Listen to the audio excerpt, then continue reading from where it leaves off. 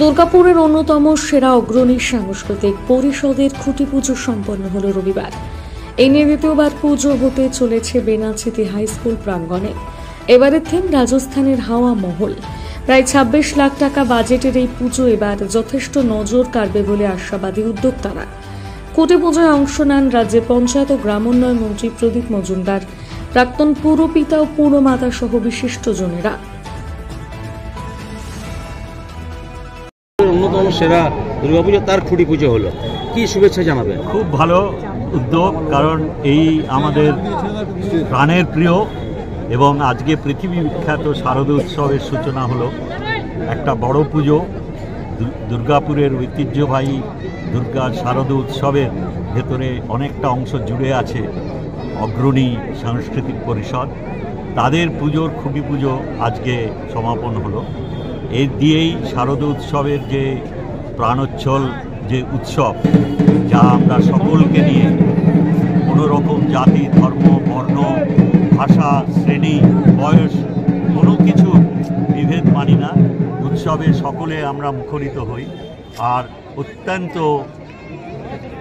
শ্রদ্ধার সঙ্গে আমরা যারা মায়েরকে বিশ্বাস করি তারা পুজোয় মায়ের কাছে প্রার্থনা করেন রাজ্যের সমৃদ্ধি, দুর্গাপুরের সমৃদ্ধি, এবং যারা যে পুজোর সঙ্গে যুক্ত তারা নিজেদের সামাজিক দায়বদ্ধতা বজায় রেখে সকলের জন্যেই তারা প্রার্থনা করেন মায়ের কাছে।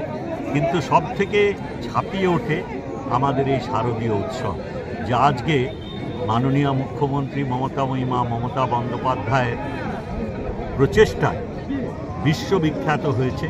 সেই শারদীয় উৎসব আমরা ইউনেস্কোর কাছ থেকেও স্বীকৃতি প্রাপ্ত করেছি এবং আমাদের এই উৎসব দুর্গাপুরকে প্রাণোচ্ছল করে তোলে আরও, এবং সেইভাবেই আমরা আশা করব বিভিন্ন পুজো প্রাঙ্গণে আপনারা এবার এই উৎসবের সূচনার কাঠি পড়া দেখতে পাবেন।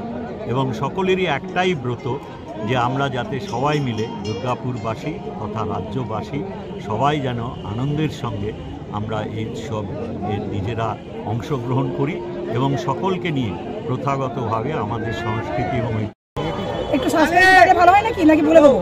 না, বলে দিলে ভালো হয়। রাজস্থানের হাওয়া মহল। আচ্ছা, এবার সেটা কোথায় হচ্ছে? এই মাঠেই হচ্ছে? হ্যাঁ, এবার এই মাঠেই হচ্ছে, কারণ ওখানে মানুষের যাতায়াত এবং কনজাস্টেড হয়ে যায়, তার জন্য আমরা এখানে করবো ঠিক করেছি। কত টাকা, কত বছর বাজেট? 26 থেকে 30-এর মধ্যে। কত বছর হচ্ছে এটা? 57 বছর বয়স। পুজোর 57 বছর বয়স। জায়গাটারও তো পরিবর্তন হয়েছে। হ্যাঁ, অবশ্যই। ওখানে কি ভিড় এড়ানো যাচ্ছিল না?